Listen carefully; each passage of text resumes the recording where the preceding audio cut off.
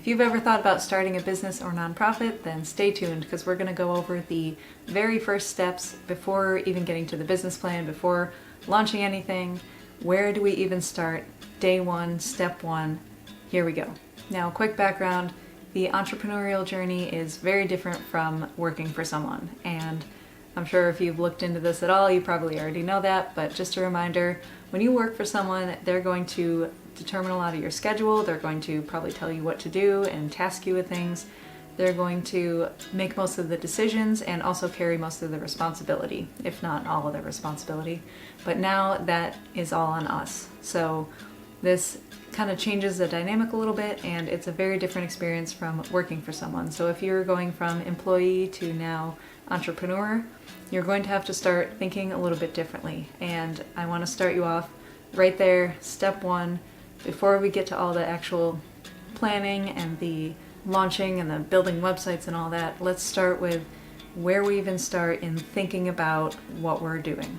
Now, when I started, I was super excited. I had all the ideas. I was going to do all the things, and I was all over the place. I ended up kind of intimidated and a little bit lost because not only was I doing too many things at once, I also didn't have clarity, I didn't have direction, and I didn't have all of the tools and resources that I needed. So I want to go over some of the things that would have helped me a lot in these initial stages, and let's talk about how you can avoid some of that, hopefully, and end up less lost, less intimidated, and less unfocused and unclear. So let's work on getting you that clarity and figuring out the things that you need to get started so that you can jump ahead of that whole mess that I went through and just get off on the right foot. Now, we're not starting with a business plan here because we're not there yet. We're starting with the very beginning brainstorming steps, and we're going to go over some categories here that you can work on and develop before you start trying to make a business plan. And that goes for nonprofits as well, which also need a business plan, but I will talk about business plans more in other videos. For now, let's focus on this first step. All right, there are two categories that I'm going to break down for you. The first one is ideas, and the second one is information. So let's start with ideas. Ideas are all of the things that are internal, that are coming from you. So these are things that are going to be important to you. These are things that are going to be made from you, creativity-wise, and these are things that are kind of your voice and your message coming out into the business. So let's start with brainstorming some of these categories, and then we'll move on to information. The first thing we're going to talk about is purpose. Always start with purpose. Purpose is the foundation of the foundation of the foundation. It's the clarity, it's the direction, and just think about it this way. If you're going off in the wrong direction at first and you keep going, you're going to end up way far away from where you were meant to be or where you really wanted to be because you were not clear on which way to go in the beginning. So before we make a plan, before we register our business and all that kind of stuff, let's get clear on our purpose. Now, that purpose is going to be your why. It's going to also, in a sense, be your what. It's what are you doing? Why are you doing this? Why does it matter to you? Why is it so important to you? And how can you use this to keep yourself going? This purpose is going to be that motivating force. It's going to be that driving force that keeps you going over these bumps, over these challenges, and it's also going to become part of your messaging when you start getting into branding, into marketing and all that kind of stuff. But it's going to be that reason, and that's a huge foundation, if I haven't already said that, about what you're doing. Okay, moving on. Branding is next. Branding is something that's going to be a lot more important later on down the road, but it's a good idea to start thinking about these things now and start to build them into everything that you do. Now, when I talk about branding, we're going to leave, logo design and website design and color scheme and stuff for later, but for now, I want to encourage you to think in terms of how do you want to convey your message. This also includes how you want to show up in your business, in your content, in your personal brand, whatever that may be. So do you want to be professional and expert? Do you want to be light and fun? Do you want to be kind of relaxed and sort of carefree and personal? Do you want to be stoic and wise? How do you want to present yourself in terms of your brand in terms of yourself, in terms of your business, and how that all relates to what you're doing and what your purpose is. We'll talk more about branding in future videos, including things like logo design and color psychology and website design and all that kind of stuff, but we'll leave that for later. For now, just think about how you want to represent what's most important to you and who you are. Next is the product or service. So think about what problem you're trying to solve, what you really want to do out there in the world, and how you're going to solve that. Are you going to create a product? Are you going to create a service? Is there a need for something in your community, in society, in the world? And what is that problem, that pain point, that gap that needs to be filled? And how are you going to be able to do that? The next thing to think about is audience. So your audience answers the question of who are you trying to help? So this could be your potential customers, it could be potential content viewers, it could be those who are benefiting from your nonprofit activities. Whatever it is, just start to think about that segment of the population who would benefit from what you're doing, and keep them in mind in everything that you do, because they're the ones that you're trying to help, they're the ones that you're trying to serve, they may be the ones you're trying to sell to as well, whatever your product or service is. So you kind of have to design things for the people that you're trying to help, because that's the only way you're going to help them. And then finally, for this bigger category of ideas, start to think about the idea of a team. Do you want to work with other people, or do you want to be a solopreneur and just work by yourself? Do you want to have a home business? Do you want to build like a big, huge team empire? Do you have some ideas about who you might want to work with, or who you might want to ask to join your team, join your venture? Maybe you already know someone who you'd like to bring on the team. If you're starting a nonprofit, you'll need a board and board members. So just start thinking about that. You don't have to make any final decisions at this point, but begin to think about who possesses those qualities that you would look for in those certain roles, or even just the number of people that you would want to work with eventually. If you're trying to just start up some streams of income and have a quiet life, have that financial freedom, but not have this big business that you're trying to manage and everything, then maybe you just want to go off on your own and not hire a whole bunch of people. So that's something to consider in this step, and to just think about in terms of maybe not necessarily what am I going to need down the road for my business, but what does my lifestyle look like that I want to eventually have? Do I want to be managing a bunch of people, or do I want to be doing everything myself and, not have any help, or, things like that? What is your ideal working situation, and how can you kind of begin to think about that in terms of what your plan might be? Okay, moving on. So that was ideas. Those are things that come from inside. They're things that are important to you, things that you kind of want to create or want to express, and things that involve the lifestyle you want to live and who you want to help. So the next category is information. And information is stuff that comes from the external and that you need to take in. So these are things that you might need to learn, might need to experience, might need to research, and we're going to talk about a couple topics within this category. So the first topic is opportunities. And opportunities are out there, but if we aren't aware of all the options that we have and all the opportunities that exist, we can't necessarily make an informed plan or a good decision on which path to follow, which product or service to offer, which type of business model to follow, or even things like how to fund our nonprofit and things like that, if we're not aware of all the options that we have. Maybe not all the options, but have kind of a general idea of different ways that we can do things. So when I started, I wasn't aware of all the different types of online businesses that I could employ or kind of put to use to be able to fund a nonprofit. And so I kind of completely discounted this whole idea of nonprofit or animal rescue or all this stuff that I want to do, because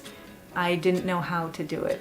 And now that I do know how, now that I know about all these opportunities that exist, I'm able to actually put that into a plan and put it into practice, because I'm aware of the opportunities and I learned about them. So if you aren't really sure, if you have a purpose or a passion or a vision or something that you want to pursue, but you're kind of hesitant about it, or you're not sure how to even make that a reality, it may just be that you aren't aware of all the opportunities out there, and that's something to start to look into. I will have more videos coming about different online business opportunities, income streams, and all that kind of stuff later.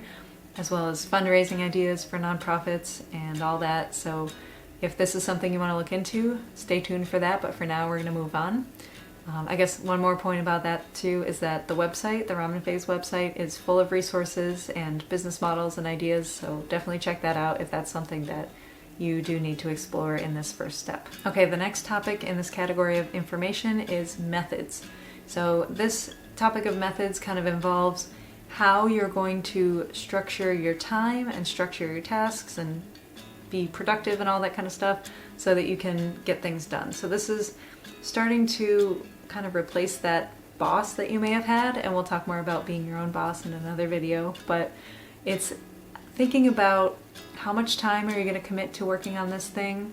How are you going to structure your schedule? Do you want to quit your day job and go all in on this right away? I don't necessarily recommend that, but whatever your situation calls for. Are you going to work on this for an hour every night or only on the weekends? Start to think about that kind of thing, and even look into productivity things. So how can you make it a little bit easier on yourself, make it more efficient, make it more organized as you start these things so that you can keep everything organized and easily accessible and kind of help yourself out, reduce a lot of the decision making you have to do all the time if you just sort of streamline things. So this is looking into all that kind of stuff, all the productivity tools, all of the scheduling options, and just seeing what might work for you, and just start to get an idea of what that might look like. The next topic is knowledge, which this is a category of information, so of course it has to do with knowledge, but knowledge specifically about what you're trying to do. So this might be your niche or your niche, however you say that, or your industry, or your product or service, whatever it is. Start to learn as much as you can about it. So this might involve reading, it might involve finding some blogs to follow, or do people read magazines anymore? I don't know. Finding some YouTube channels and watching those. Just whatever you're about to do, start to learn as much as you can. And personally, I think reading is a great way to do that. We do have a book club, so shameless plug, join our book club. Anyway, expand the scope of your awareness and learn about the things that might be involved with whatever it is you're doing. This also includes expanding your scope of awareness. So in the sense that we don't know what we don't know. Again, like with the opportunities section, when I mentioned that I didn't know about all these different business models, so I didn't know how to fundraise and all that kind of stuff. I didn't know about them, so I couldn't go look up what is affiliate marketing, what is digital marketing, what is course creation, what is print on demand, all these things that I didn't know those terms existed, or that whole field of business existed or whatever, so I wasn't able to learn about them. But when you start to branch out and collect that knowledge, learn about all the things that are out there, and really just start to expand your knowledge, that's really going to help you find those opportunities. But you have to figure out that they even exist in the first place in order to be able to sort of go down that rabbit hole and research them. I hope that all made sense, but basically the idea is just to learn about what you're trying to do so that you have a better and more informed approach to coming up with a plan once you get there.